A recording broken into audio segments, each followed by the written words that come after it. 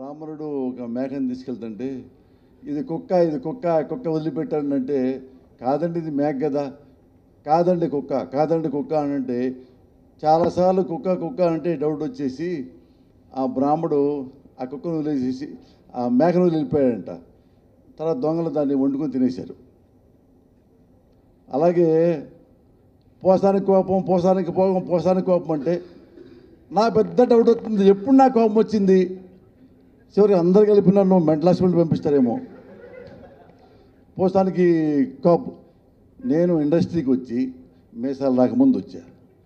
28 ఏళ్లలో 2-3 సార్లు నా కోపం వచ్చింది. అది కూడా జెన్యూన్ కదా. 2-3 సార్లు ప్రామిస్ రాజా మీరు ఎంక్వైరీ చేయండి. అది కూడా నన్ను అన్న వాళ్ళనే సినిమా కరెక్ట్ పనిచేసి ఫుల్ స్క్రిప్ట్ వాళ్ళకి ఇచ్చిన తర్వాత, డైలాగ్ వెర్షన్ వాళ్ళకి ఇచ్చిన తర్వాత నా డబ్బులు ఏంటంటే స్క్రిప్ట్ ఇచ్చానంటే ఫస్ట్ కాపీ దాకా కాగు, రిలీజ్ ముందు దాకా కాగు, రిలీజ్ తర్వాత దాకా కాగు. నేను బయట మీకు ఇస్తే రిలీజ్ దాకా నేను ఎందుకు ఆగలరా నాయన అన్న. అడ్డది సినిమా ఇండస్ట్రీలో ఉండమన్నారు. ఉండపోయినా నా బొంగిపోయా, ముందు నా డబ్బులు నాకు ఇచ్చేయి. పనిచేసా కదా. కూలివాడు పనిచేస్తారు పొలంలో, గట్టు దాటంగానే కూలీ ఇస్తారు. పండినా పండకపోయినా కూలీ సంబంధం లేదు కదా. అలా అడిగా. మరి దానికి పోసాని కోపం, పోసాని రౌడీ, పోసాని క్రాక్, సరే నాకు నేనే పిచ్చికి మెంటల్ ఫెయిల్ అని పెట్టుకున్నా. ఇప్పుడు ఎప్పుడు కోపం రాని కృష్ణ చైతన్య కూడా కోపం అంటే పోసానంటే భయపడి మెల్లి మెల్లికి వెళ్ళాను నేను.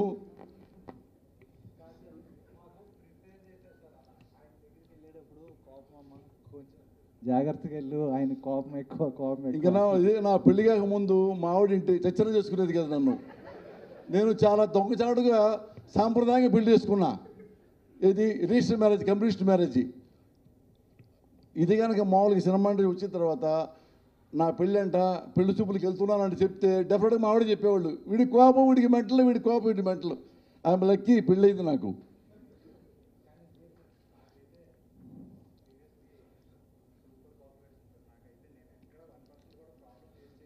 చూడరా సారా బట్టర్ రాస్తున్నాడు. రిలీజ్ అయిన అన్ని సినిమాల కంటే ఇది బెస్ట్ ఫిల్ము. ఫ్రాంక్లీ ఇది బెస్ట్ ఫిల్ము.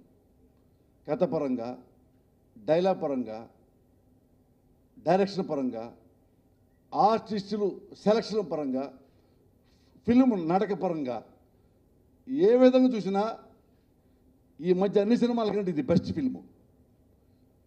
కొంతమంది స్లోగా ఉందండి, కలెక్షన్ కొంచెం స్లోగా ఉన్నాయి అని అన్నమాట వాస్తవం. కానీ ఇది ఇంత బెస్ట్ ఫిల్మ్ కాకపోతే మీ ముందుకు వచ్చి ఇది చాలా బాగుంది అని చెప్పే దమ్ము నాకు లేదు. ఆపుతారు ఇక్కడ, మీరు అడుగుతారు కదా. నేను వచ్చే ముందే మన జర్నలిస్టులు మిత్రులే నాకు చెప్పారు, మురళి సినిమా బాగుంది, మీ క్యారెక్టర్ చాలా హైలైట్ అయిపోయింది. జర్నలిస్టు నా దగ్గర మెహర్బానీకి చెప్పక్కర్లా. ఈ సినిమాని మీరు బాగా ప్రమోట్ చేయాలని పర్సనల్ రిక్వెస్ట్ చేస్తున్నా. ఎందుకంటే నేను రైటరు, నా ఫస్ట్ కథా మాటలు పోసానికి ఇష్టమౌళి అని పడే కార్డుకి పర్సు బేస్ దగ్గర నేను పనిచేస్తుంటే నేను అందరూ బాయ్ అనుకున్నారు.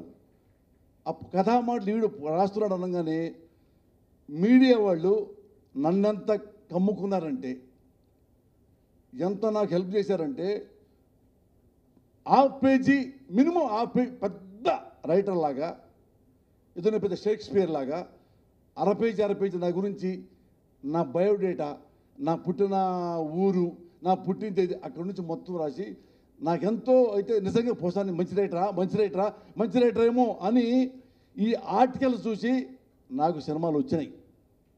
అంత ప్రామిస్లో ఏమి టెల్లింగ్ యూ. ఆ తర్వాత ఇట్లా అవ్వాలి, అది వేరే మ్యాటర్. ఇట్లయితే నిలబడ్డాను. దీనికి కూడా ఏంటంటే మీరు ఎందుకు చేయాలంటే సినిమాలో అంత మంచి క్వాలిటీ లేకపోతే మీ ముందుకు వచ్చి మిమ్మల్ని రిక్వెస్ట్ చేయను. నేను ఫస్ట్ ఫిల్మ్ చేశాను.